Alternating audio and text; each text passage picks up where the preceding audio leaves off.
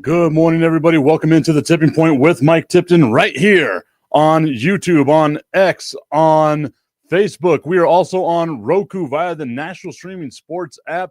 And for the first time in, I guess, forever or ever, we are live on the Instagram page, my personal Instagram page. That is Mr. Tipton 33, Mr. Tipton 33 on all social media. I am excited to be launching some stuff. I got some new products that I'm going to be talking about today as well. I see that my mic is a little hot, so I got to turn that down. Hopefully, everyone that is out there on IG, give me some of your takes about what's going on in the world of sports today. We're going to be talking about the college football playoff, the seedings that are going on right now, what teams in the NFL, outside of the ones who already clinched some spots, and I'm basically talking about the top two teams in each conference, which teams in the NFL have a chance to actually leapfrog or maybe even make it into the playoffs. Over on YouTube, Tommy Cananza saying, good morning, Tip. Good morning to you, Tommy. I hope that you all are having a great day. Let's go ahead and jump on into it. Yesterday, college football had their selection committee show, and I get it. Like, it's all a made-for-TV thing that they're doing, and it's one of those things where it's just like, oh, man, you know they're doing stuff just to say, oh, okay, they're doing stuff. Cockapoo 915 saying the Dallas Cowboys are a bad team. They sure are. I mean, I don't know what rebuttal you're expecting there, my guy. I'm not going to be able to defend the Dallas Cowboys. They are absolute dog crap. So for me, going back to the college football playoff, and let's try to stay on topic over here if we can, because you know me, I'm gonna be looking all around, all over the place. The college football playoff, whenever we look at the way that they do these things, I feel like they just create storylines for us to talk about. And here I am guilty of doing that exact same thing. If you look at the top four seeds, you have number one, Oregon. No one's going to dispute that. Number two, Texas. No one's really going to dispute that either. Number three, Miami. Maybe, you know, they've got a little bit of a weak schedule. The ACC, not what it's been in the past. But, you know, you can't really get too mad about the Hurricane being number three. But the one that really makes you scratch your head is number 4, Boise State. And if, and again, it's a big if, we got 2 more weeks of college football stuff going on. If the Dallas Cowboys, or if the college football playoff were to begin today, if the season were to end today, you would have Texas, Miami, Oregon, and Boise State getting bye weeks. For those that don't know, the bye week isn't necessarily something that goes to the Power 5 conference. If hypothetically you have a group of 5 team, because there's always going to be that one group of 5 representative in the new college football playoff, if that person has a better, you know, ranking at the end of the year, let's say they're the 4th ranked team and Boise State becomes the 5th ranked team, then that group of 5 team would get the bye. Obviously, that's going to be very difficult for them to do because a group of 5 teams just don't have or don't get the love. I'm not going to say that they deserve, because I don't think that they deserve the love in the first place, but they don't get love from the college football playoff committee, right? Until we get an actual group of 5 team that can make noise and win, not just make it to a championship game, but win the championship game in college football, they're not going to get the love, nor do they deserve to get the love. So those would be your 4 teams of the bye week. Once again, Oregon, Texas, Miami, Boise State. Does Boise State deserve to be there?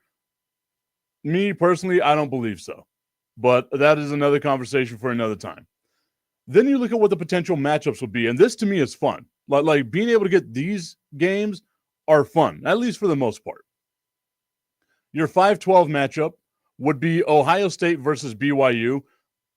I can't think of a scenario where BYU beats Ohio State. Ohio State is an overwhelming team. Ohio State is again, like, college football is a prime example. I want to give a shout out to the Buzz Podcast saying, what's up, my guy? What's up to y'all, Buzz Podcast? Check them out on Instagram as well, on YouTube, Buzz Podcast. Used to be my friends, the Words on Fire podcast, and they were doing some great things over there. We did the pillow fight and all that stuff too, and that was a fun time. We got to bring that pillow fight back, my guy. Come on. You know I got the voice for it, and you know I'm ready to get down in the ring. But getting back to the college football playoff, Ohio State is an overwhelming team. Boise State, or BYU rather, yes, they were one of those legacy teams back in the 80s. That was 40 years ago. I equate that to whenever, I'm a Cowboys fan and people talk crap to me about as being a Cowboys fan, and they're like a Raiders fan, right? They're like, oh, the Cowboys are garbage. Dude, your team hasn't won a Super Bowl since before I was born. I'm a 40-year-old man now, right? I'm a 40-year-old man. I've never seen the Raiders win a Super Bowl. And it's the same thing with like Bears fans. Like, oh, the Cowboys are terrible. Your team won a Super Bowl in 1985, right? That's how I feel about Boise State. Or not Boise State, about BYU, rather. I keep getting the two of them confused because they're both basically the same thing. BYU has no shot against Ohio State. And that's what's going to happen whenever you get these group of 5 teams in there. And then I got to look at what the other matchups would be. So your 6-11 matchup is Penn State versus Georgia. That would be fun. Penn State, Georgia, that is going to be a matchup that I would love to watch. Now, obviously, this isn't the Georgia that we've had in the past, but it's still a very formidable team. It's still a team that I don't think anybody really feels confident in saying we can go in there and beat the hell out of Georgia. We saw what they did to Texas. Texas is the number 2 team in the country. We saw what Georgia did to Texas. They thoroughly dismantled the Longhorns. Then your 7-10 matchup would be Indiana, Ole Miss. I know Indiana's doing well. I know Indiana's doing really good for Indiana standards. Ole Miss. Like that to me is a throwaway game. It'll probably be fun. It'll probably be a game that I think a lot of people would tune into. I don't care about it. And I think a lot of the fans out there outside of Indiana and Ole Miss fans wouldn't care about that matchup either. Like it's just a throwaway weekend game, right? That's the type of game that you put in like the Gasparilla Lawn Mowers Boca Raton Bowl that has, 87 syllables before the name of the actual bowl happens. That's one where, that's your Bahamas Bowl that Conference USA normally plays in, right? That's the bowl game no one cares about, would be Indiana and Ole Miss. If I'm wrong, please let me know. But I feel like no one's going to pay attention to that game. No one really cares about that game. And then you have an intriguing matchup. Once again, if the college football playoff were to start today, your intriguing matchup would be number 8 Notre Dame versus number 9 Alabama. Is Alabama good? Like, obviously, they have talent. I want to give a shout out to my friend Millie Stevenson. I saw that her son actually just committed from here in El Paso, just committed to play for Alabama. So that's going to be fun to see. I'll be watching those games because I love to support the local talent here in El Paso. But I look at that game, I think Notre Dame, Alabama. Those of you that have known me for a long time know I think Notre Dame is the most overrated team in the history of sports. And I'm a Dallas Cowboys fan. I'm also a Yankees fan. And I think that Notre Dame is the most overrated team in sports. And the reason why I say that is because they don't play in a conference. They get to pick their schedule, and they get to just kind of coast into the college football playoff or any of the championship games like that and just go off of the name of we're Notre Dame. Again, hearkening back to this school hasn't won a championship since I want to say 1987. Maybe I'm wrong there. Maybe there was some time in the 90s where the Notre Dame Fighting Irish were halfway decent, but it doesn't feel like it's been anytime soon. Want to give a shout out to the people over on Instagram that are tuned in right now as well. American Brew Pub. Look out for what I'm going to be posting up today. I got my brand new beer box yesterday. Got the stuff in the fridge. Today's going to be the day for me to open them up and try the different beers from all the different breweries throughout the United States. So I'm looking forward to that a little bit later on today as well. But that Notre Dame-Alabama matchup. Alabama, this isn't the Alabama of old. Just like Georgia isn't the Georgia of old. You're kind of coasting in off of name recognition right now, right? That's how I feel about Notre Dame and BYU over the last 40 years. At least Notre Dame has been kind of competitive. What conference really has BYU ran over the last 4 decades? Were they a team that whenever they were on your schedule, you were like, oh, no, it's BYU. That's an instant loss for us. And the answer to that was no. Because BYU isn't the team that they once were back in the 80s, back whenever Steve Young was their quarterback. I think it was Ty Detmer or Coy Detmer. One of the Detmers was their quarterback in the early 90s, and maybe they were close to winning a national championship. But you have to remember, BYU won a national championship whenever a bunch of writers used to get into a room and say, I think that team should be the national champion. What do you think? Oh, okay, cool. Over on Instagram, Jamie Eason saying it's my Buckeyes year. I wouldn't be surprised. Like their loss is to Oregon, the best team in the country right now. And I think we can all say that, undoubtedly the best team in the country right now. But you can also see a scenario where Oregon loses to either Alabama or Notre Dame if the college football playoff were to start today. Notre Dame, maybe not so much. Alabama, I'm putting money on Alabama. Again, like I'm doing it just off of name recognition, but it's been more recent with Alabama than it has with Notre Dame. Plus, Alabama hasn't been near as bad as what I kind of thought they would be without Nick Saban. I thought without Nick Saban, it would be a monumental fall off, but it's actually been halfway decent. The way that they've been able to kind of keep things going. Let's go with the hypothetical that Ohio State beats BYU. Then they get Boise State. Right there, Ohio State, if they stay at that 5th seed, and this is where I would want to be if I'm Ohio State, is that 5th seed. I have the easiest route to getting to the semifinal. You have to think about what the other teams here have to play. Number 1, Oregon would have to play either the winner of Alabama, Notre Dame, and again, that could be a pretty damn good matchup with Oregon and Alabama or Notre Dame. Then you got to look at Miami. They would get either Georgia or Penn State.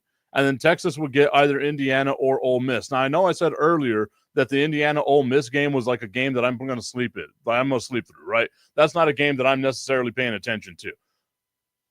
But I will not discount the fact that Indiana's been very good this year. They've been phenomenal this year, especially given what the Indiana standard is. I saw the joke a couple of weeks ago. It's like, congratulations to Indiana for not or for their first ever trap game where they were not the trap, right?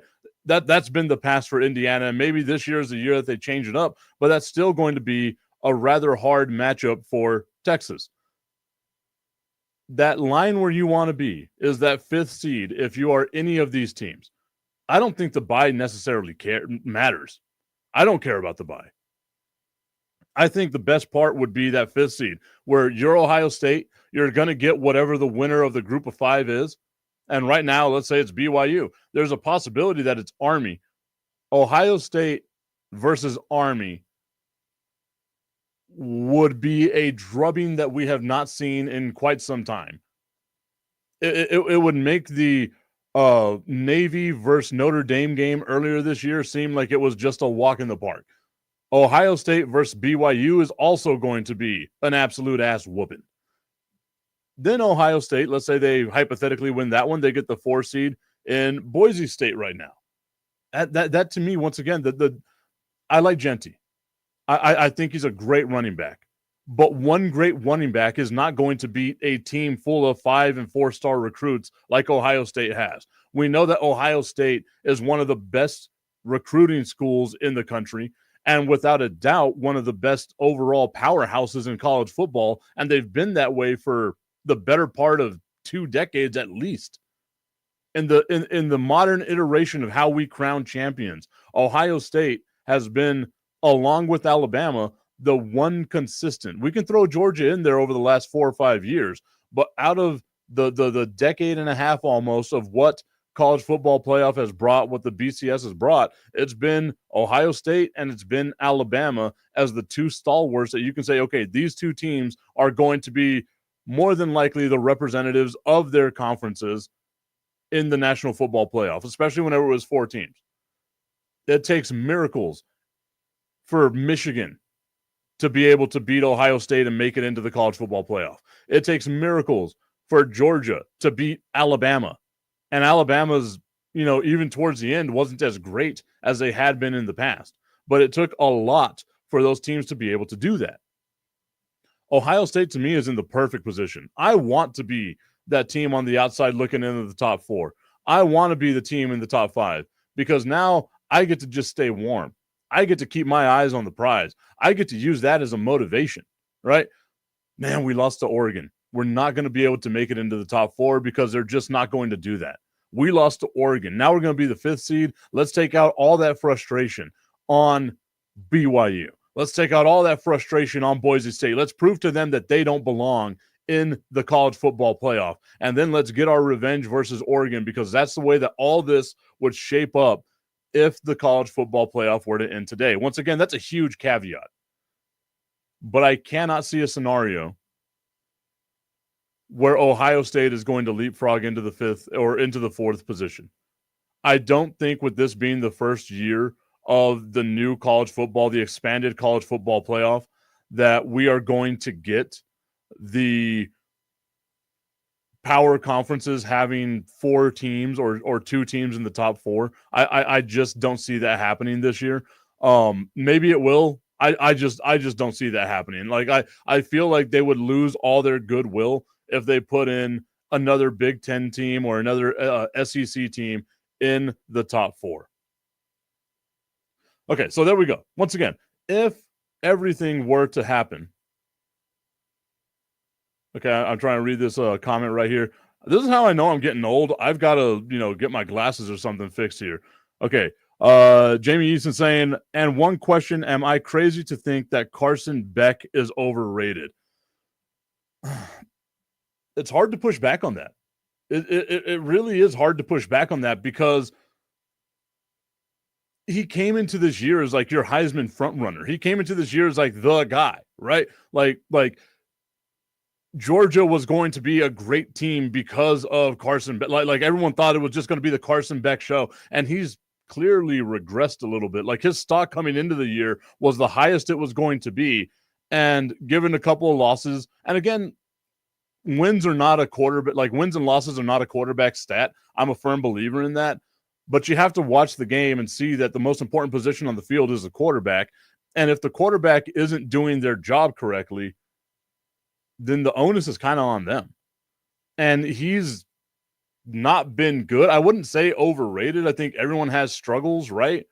But I would be very cautious if I'm a team that needs a quarterback in drafting him. And I hate saying stuff like that because it's kind of damning whenever you're like, oh, there's this question mark about him, but what has he proven to you this year? Like you look over the last years that you expect to see from your quarterback, especially, whenever it's their year to shine and it's their time to be the guy, you expect them to just take a step up or to keep the status quo. You don't want to see any type of regression. If they keep the status quo, then yeah, they are who you kind of thought they were. If they step up, kind of like how Jaden Daniels did whenever he was at LSU, and they make a bigger name for themselves, then yeah, that's kind of what you want to see. But to me, I equate it to what we saw with Caleb Williams, right?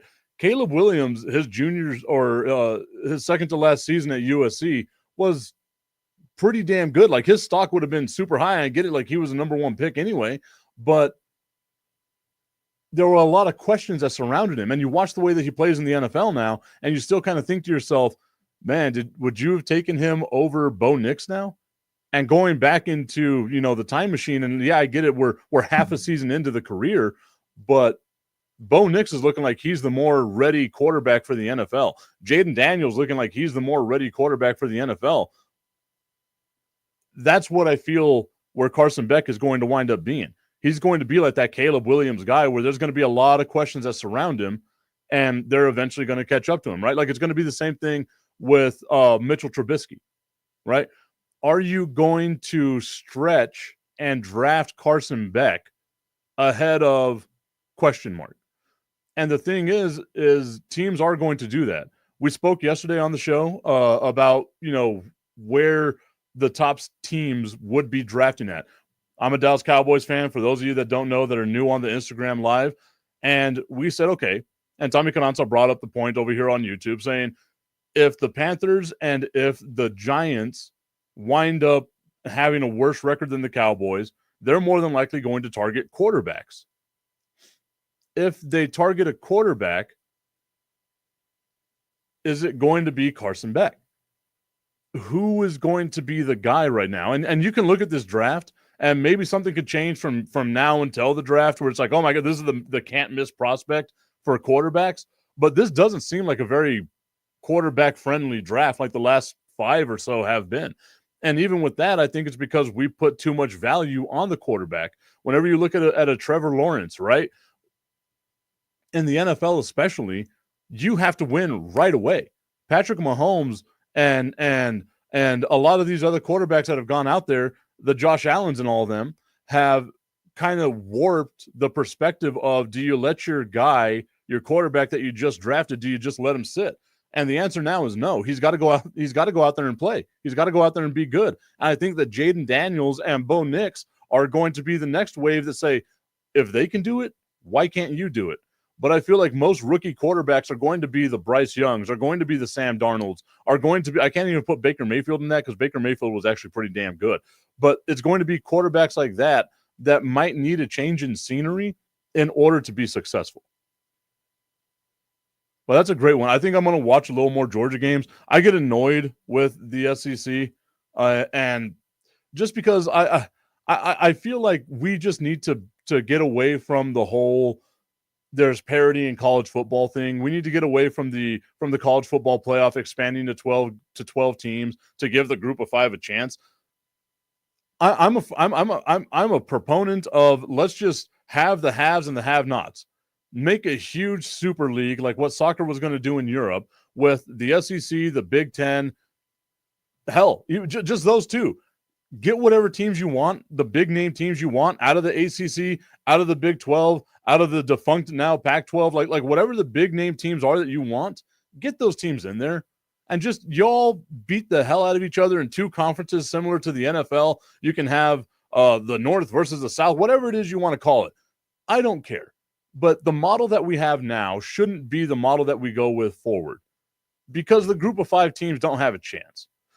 If you at least break it up that way, now you let them know, okay, it's all about money.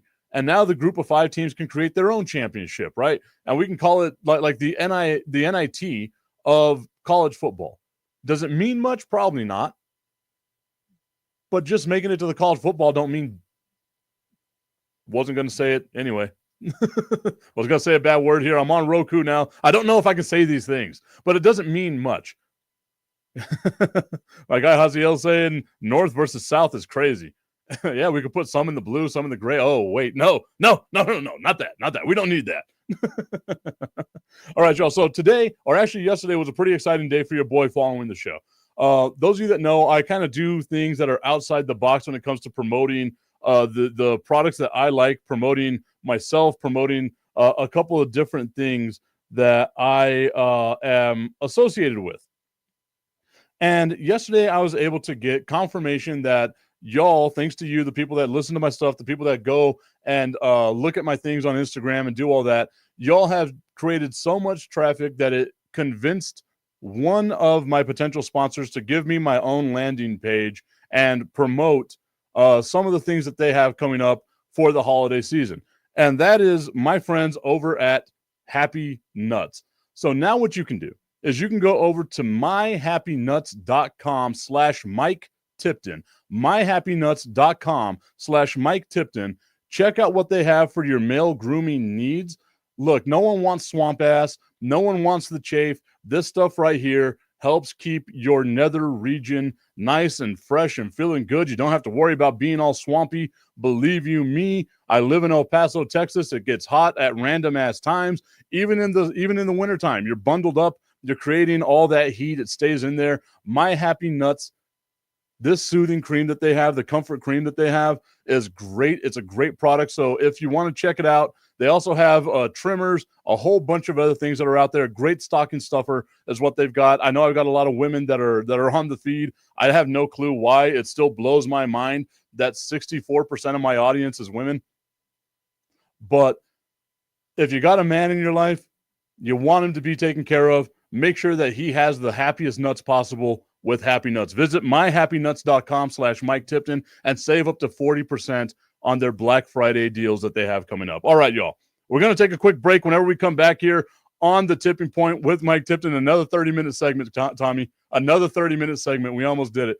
Whenever we come back here on the Tipping Point with Mike Tipton on National Streaming Sports app on Roku, Facebook, YouTube, Twitter, and now on Instagram Live. Instagram Live, you guys aren't going to get the commercials. I'm sorry, you got to deal with my ugly mug. But Whenever we come back, we're going to talk about what teams, we're going to look at the schedules. We're going to talk about what teams in the NFL actually have a legitimate shot, where we can see wins, where we can see losses. And we are not going to talk at all about the Dallas Cowboys because they are absolute dog shit. We'll be right back. Probably shouldn't have said that, so we'll see what happens.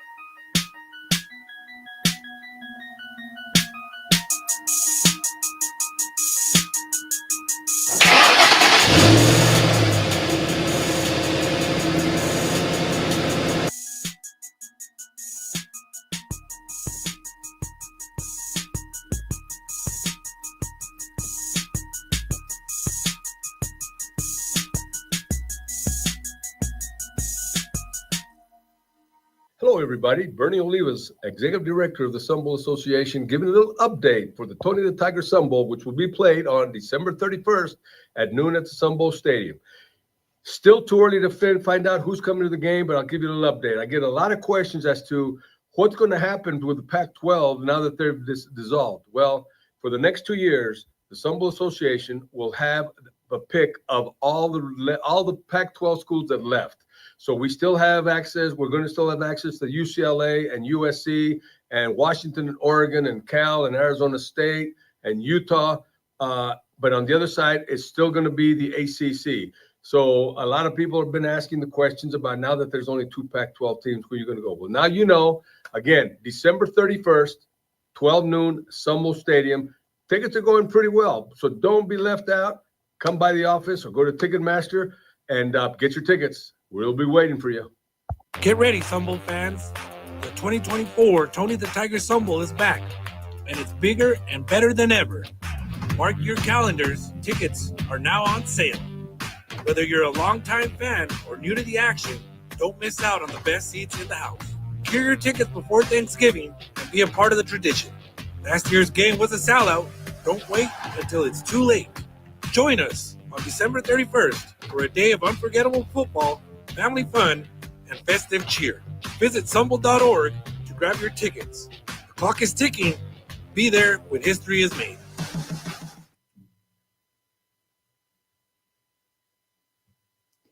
Welcome back into the Tipping Point with Mike Tipton. We are live on Instagram Live. We are on YouTube. We are on X. We are on Facebook. And, of course, we are on Roku via the National Streaming Sports app. Download Roku. Download the National Streaming Sports app. They have a platform where they have given people much more talented than myself the ability to talk about sports. They're based out of Philadelphia, so I'm sure there's going to be a ton of Dallas Cowboys hate out there for those of you that hate on the Dallas Cowboys. And quite frankly, I cannot blame you for doing such a thing. It's not very sacrilegious at all. The Instagram live feed, there's a couple of people that are tuned in right now on Instagram Live. I was giving them the grand tour of everything that I have here in my home office. And as I was doing that tour, this is where you know you have kids because you wind up having random things just put in your offices. You can see that I got like alcohol bottles, I've got wrestling figures, I got a championship belt, I got lights and all kinds of cool stuff behind me, right? And somehow, some way, I find a bottle of bubbles, and they're just like the generic brand of bubbles. It's like Celebrate, way to celebrate is the name of these bubbles. And I looked over at my computer board here and was like, where the hell did that come from? And I'm sure if you have kids, you know exactly what that feeling is like. You just wind up finding things where you're like, don't remember that. Don't remember that being anywhere in my list of places that things should be at. Okay. So before we went on the break, I had mentioned that I wanted to talk a little bit about the teams that possibly have a chance of making some noise in the NFL playoffs. I want to give a shout out to Medusa Designs, who has tuned in on the Facebook Live on the Tipping Point with Mike Tipton Facebook page over on Facebook. And I see two teams in each conference that I think are basically safe, right? In the AFC, it's going to be the Kansas City Chiefs and the Buffalo Bills. Yes, I think the Steelers are a good team. I think the Ravens are a good team. Houston, they're kind of on that cusp, right? I think they're one of those teams that they're going to start learning how to win. In the NFC, I think it's Detroit head and shoulders above everybody else. I think they remind me of the 2014 San Antonio Spurs, where you lose and you want to make sure you get your revenge for losing and win a championship. And the second team there is the Philadelphia Eagles. Now, yesterday, Tommy Cananza gave me a lot of pushback over on YouTube saying that the way that the Eagles play and the way that they collapsed last year gives him reservations on saying whether or not this is going to be a team that wins anything of note as they go forward into the year. I think that still sits in a lot of people's minds, right? Last year, the Philadelphia Eagles went 10-1 and then just absolutely crapped the bed. They just didn't do what they needed to do. They didn't hold up their end of the bargain. And the Philadelphia Eagles, to me, are a very interesting team because I think when they're firing on all cylinders, they can be extremely dangerous. I'm not going to go over it all over again, but I think just having the combination of Devontae Smith, of Saquon Barkley, and Jalen Hurts with that offensive line is something that's so much better than what most other teams have. And when I look at the NFC, I don't know if I trust any of these teams. I don't know if I trust the Rams. I don't know if I trust the Seahawks. I don't know if I trust the San Francisco 49ers. I said it over the last couple of days. I think the window for the 49ers is done. I think that they have their time to win has passed them. Now, if they rattle off a bunch of wins, I wouldn't be surprised. Obviously, I'd be wrong, but I wouldn't be surprised. But I think the San Francisco 49ers window is done. And I know that's going to sound like sacrilege because this has been a good team. But at the end of this year, you have to wind up paying Brock Purdy. And as we've seen with the Dallas Cowboys, once you get handcuffed by the shackles that are the salary cap, it's very hard to come back. It's very difficult to make sure that your team can have sustained greatness, unless you're the Kansas City Chiefs and you win Super Bowls and people know that they can go there and win a ring. But they have to know they can go there and win a ring. Whenever you look at the NFC right now, the team that I think would get the free agents would wind up being the Detroit Lions. Flatly. That's also if teams can navigate through the $110 million that the Broncos are going to have that they can be able to spend next year. Future's looking real bright if you're a Broncos fan. But I want to look at some of the teams that are in the standings in both conferences. And outside of the Chiefs and the Bills in the AFC, you have the Pittsburgh Steelers. And I would have said at the beginning of the season that I thought the Pittsburgh Steelers were not going to do a damn thing. I thought Russell Wilson was washed. I still kind of do. There's some throws that he cannot make, but you cannot deny the fact that he can throw the prettiest long ball in the NFL. And I look at what they have left on their schedule. This week, they're going to be taking on the Cleveland Browns. That should be a win. Cleveland, not a good team. Ever since getting rid of Baker Mayfield, Cleveland has just tanked on down. That's what you get when you assign Deshaun Watson. Sorry it didn't work out for you guys, but you kind of get what you deserve whenever you get a guy like Deshaun Watson and all the issues that he's had. Then they've got Cincinnati. We know that Cincinnati has a ton of talent. It just seems that they seem to be the snake bit team of this year. They seem to be the team that doesn't have the ability to win the late close games. I think all of their losses have been pretty close, basically one-score games, and it's because it's just mental mistakes that get them. Their defense isn't great. Their kicker, Evan McPherson, who I thought was one of the more clutch kickers in the NFL, has been missing a lot of kicks as well. It's all on Joe Burrow's back. Joe Burrow is going to have a 40 touchdown, under 10 interception season. He can be in the MVP candidate, and his team is going to not make the playoffs. And it's just wild to me right now. And you look at their 7 losses with the Cincinnati Bengals. There's 7 losses that the Bengals have had this year. Joe Burrow has thrown 18 touchdowns and 2 interceptions. It's not on Joe Burrow. It's on the rest of the team there. And that's just a staggering statistic whenever you think about the fact that he has been so good. It feels like a wasted year. Even the game where Jamar Chase and Joe Burrow had 60 points each in fantasy, even in that game, they lost. They found a way to lose. And that to me was based off of just bad coaching decisions. I don't think you go for it on 2 whenever you have momentum and you can probably, kick the field goal, force overtime. That's just my own personal opinions. I can talk more about that at a later date. So right now we have the Pittsburgh Steelers with 2 straight wins. They basically had an Ohio sandwich. They went to Cleveland, they went to Cincinnati, and then they get Cleveland at home. That could be 3 straight wins for the Pittsburgh Steelers. Philadelphia, that's going to be a toss-up game. Baltimore, that's going to be a toss-up game. Kansas City, that's going to be a toss-up game. And then Cincinnati. Let's just say that the Steelers go 4-3. 4-3 to end the season. That gets them at 12-5.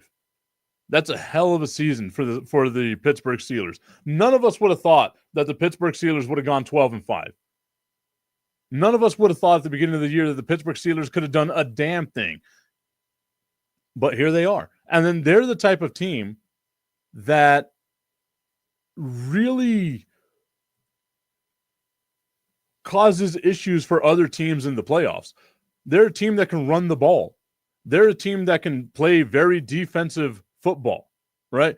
This is the type of team that we normally talk about, the classic team in winning championships. We say defense wins championships. Teams that can run the ball win championships. Teams that can get, playoff games in their home field. There are very few home field advantages, quite like Accenture Bank Stadium, which just doesn't sound the same as Heinz Field. It's a weird stadium name, but whatever, right?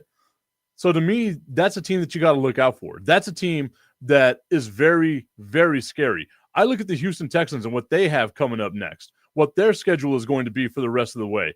And they are the beneficiaries of playing in the AFC South. The AFC South is an absolute garbage conference. The AFC South, when the second best team is the Indianapolis Colts and they have Anthony Richardson as their quarterback, there's going to be problems. That there's going to be issues for that team going forward.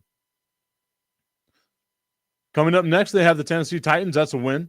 They have the Jacksonville Jaguars. That's a win. They have Miami. I'm still not sold on the Miami Dolphins.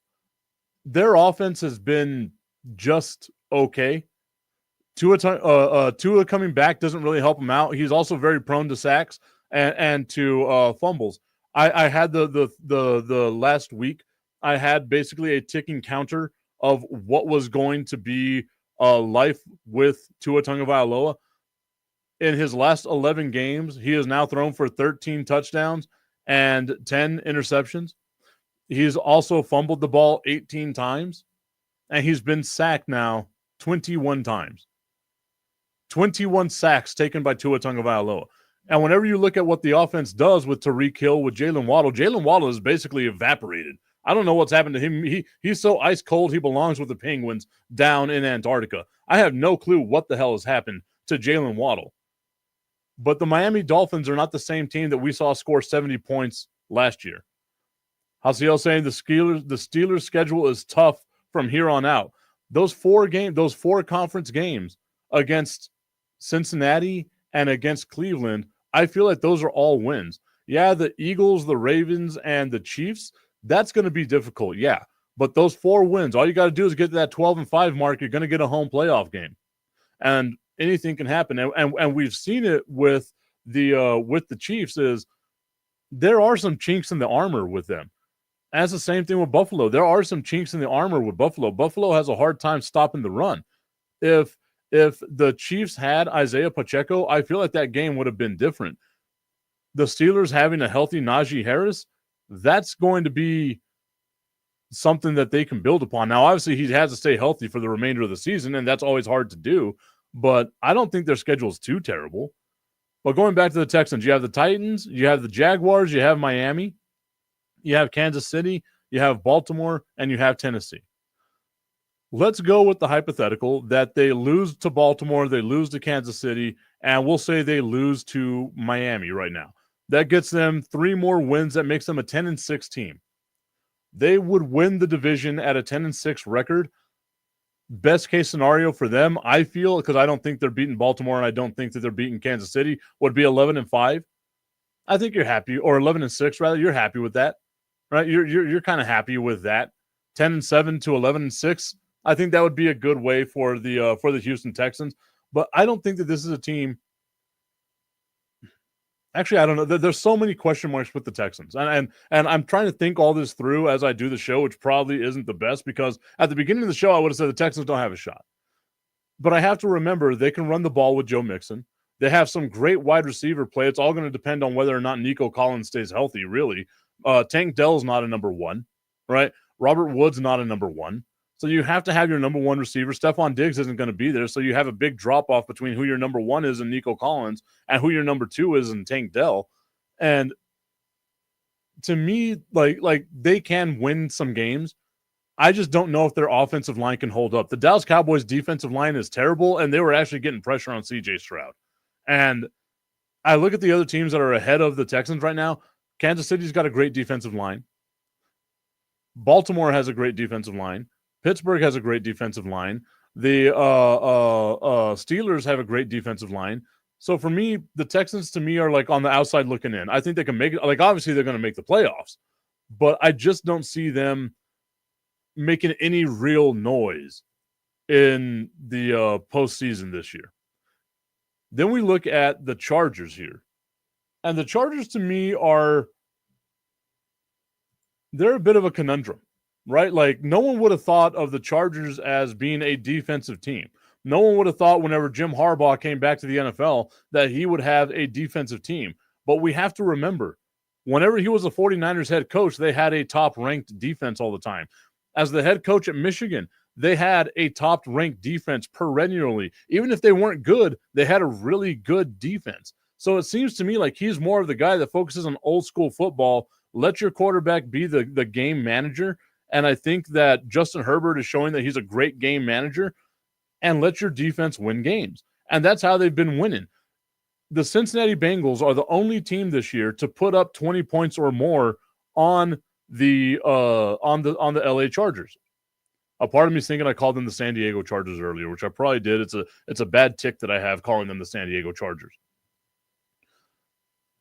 They came into that game against Cincinnati averaging 13 points a game on defense. They don't bend a lot on defense. They're a very good defensive team. And if you look at the way that they've been scoring, they're averaging about 25 points a game, which means they're normally going to win games very defensively, right? Like I don't think that they're made to put up a bunch of points. They did against Cincinnati, but that's just because Cincinnati's defense is basically Swiss cheese. Looking at what they have on the remaining schedule, though, and this one is tough. This one is tough. You have Baltimore. That's who they get next on Monday Night Football on ESPN. Then you have Kansas City. You have Tampa Bay, and Tampa Bay to me is a really tough out. You have Atlanta. Atlanta, again, that's going to be a toss-up game for me because it depends on what version of Atlanta you get. Then you get Denver, who I think is the second best team in the AFC West. And then you win the season against New England and against Las Vegas. 2 wins right there. but I can easily see a scenario where the Chargers finish the season with a 9-8 record. Like I can really see that, because I can see the 2 wins right now. They're sitting at 7-4. I can see the 2 wins against New England and against Las Vegas. I cannot see them beating Baltimore. And maybe it's just I'm giving Baltimore the benefit of the doubt. I cannot see them beating Kansas City. I don't see them beating Denver. I think they'll have a hard time with Tampa Bay. And I think that Atlanta is going to be, again, that question mark. Let's just say they beat Atlanta. Okay? You get 10 wins right there. You're now 10-7 on the season. Is that going to be enough? Are you going to be able to overcome the Denver Broncos? So let's look at the Denver Broncos schedule right now. Because, again, this is a team that I think is the scariest team in the AFC West. That's not the Kansas City Chiefs. The Denver Broncos have a good defense. We're seeing Bo Nix emerge now as a viable Rookie of the Year candidate. He had almost 400 yards and 4 touchdowns this past weekend. He is able to sling the ball. And I dare anybody out there outside of Cortland Sutton to name one wide receiver that the Denver Broncos have. I'll sit here and wait. Y'all let me know without looking up on Google who a wide receiver is that the Denver Broncos have. 49er Luis has tuned in on Instagram as well. Sorry, Luis. I said earlier in the show that I think your 49ers are done. Sorry, my guy. You know I got nothing but love for you, but I think your 49ers are done. I'm looking at now the Broncos schedule, because I think the Broncos, again, are the second scariest team in the AFC West. Yes, their record is 6-5 right now, but this is who they have coming up. They've got Vegas. That's a win. They've got Cleveland. That's a win. They've got Indy. That's more than likely a win. Toss-up game with the Chargers. Cincinnati, I'm going to call that a win. And then Kansas City, I'm going to call that a loss. So they have 2 more losses left on their schedule, which would get them at 10-7 as well.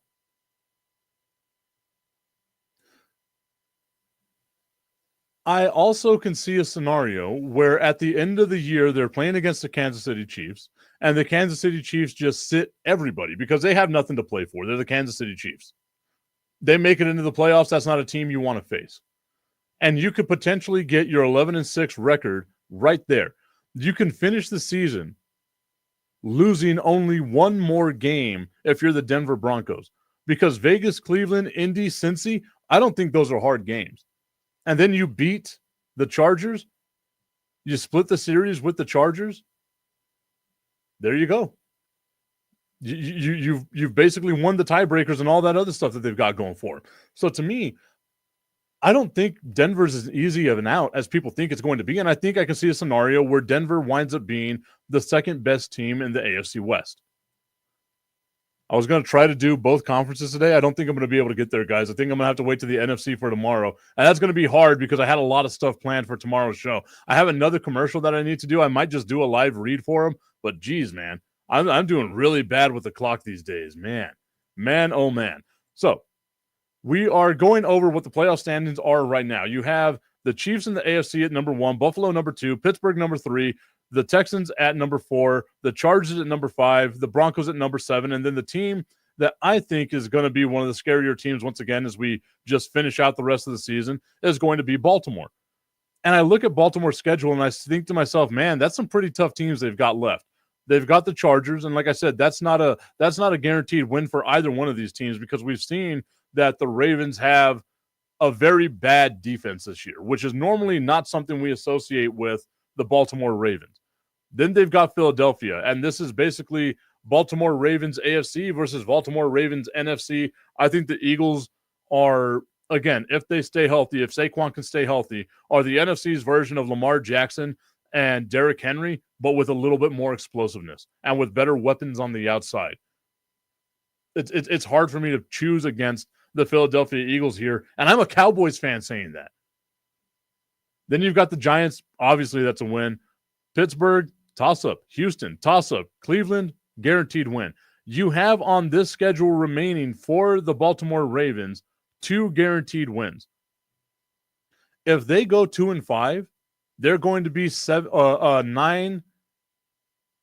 Yeah, they'll be 9-8. They'll be 2. I guess they'll be 2-4. They only have 6 games left. Sorry about that. They'll be 2-4. They'll be 9-8 on the rest of the season. I don't think that's good enough to make it to the playoffs. I think they can be jumped by, once again, the Chargers, who could possibly finish the season at 10-7, the Broncos, who I think could finish the season at 11-6 or 10-7. So Baltimore needs to win those games. They need to beat Houston, and Houston has a great passing offense. And the weakness for the Ravens is their secondary. Houston's going to exploit that. Not as bad as they did against the Cowboys, because no one's as bad as the Dallas Cowboys are. But Houston can exploit that. Pittsburgh, that's not a guaranteed win. We've seen the offensive line struggle in Baltimore this year. Lamar Jackson getting hit a lot. They're getting a lot of tackles in the backfield, or allowing a lot of tackles in the backfield.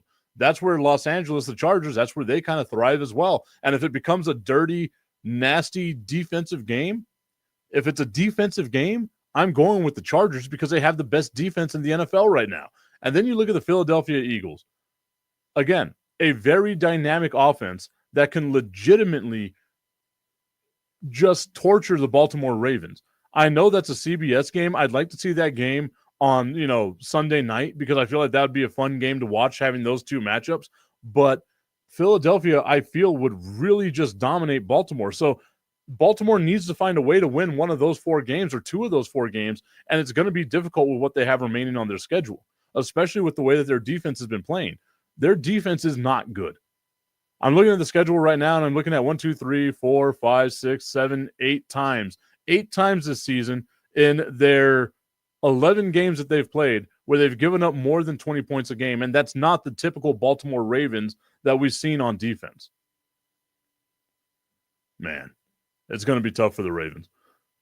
Looking at the teams that are on the outside looking in, though, and I like looking at these teams because it makes you wonder, right? You have on the outside looking in at the 8, 9, 10 spots right now, the Indianapolis Colts, the Miami Dolphins, and the Cincinnati Bengals. The one team on there that I would actually maybe put some money on would be the Miami Dolphins, because they did lose a lot of games earlier this season without Tua Tagovailoa. After he had the concussion issue, he went down. I know I said earlier in the show that I thought Tua was struggling a bit. He's prone to getting hit. He's thrown 10 interceptions in his last 11 games, right? He's fumbled the ball 18 times. Granted, he hasn't lost many of those fumbles, but he's fumbled the ball 18 times. He's been sacked 21 times in those last 11 games. But, and this is the but, if they can recapture that magic that they had last year, this team can really, really cause some issues, because they are a team that can establish a run with Raheem Mostert and Devon Achane. They are a team that has phenomenal weapons if they're all clicking at the same time. The Miami Dolphins, out of the teams that are right there, the Colts and the Bengals, are the only team that I could look at and say, okay, that team maybe. Right there, there's a question mark there of maybe. The Bengals, I'm just saying no to, because, like I said earlier, they just seem snake bit. They just seem like this is not going to be the year for them. And I'd love to see them make some noise, but being 4-7 right now, it's going to be real bad, real hard to try to get back into the picture. But I look at the playoff picture right here, and they have teams that are in the hunt. Teams that are in the hunt right now. Outside of those top 10 teams, which are the Chiefs, Bills, Steelers, Texans, Chargers, Ravens, Broncos, Colts, Dolphins, Bengals, outside of those 10 teams, the next best team are the New York Jets. And we know that's not going to happen. Then you got the Patriots at 3-8. That's not going to happen. Then you got the Browns, the Titans, the Raiders, and the Jags.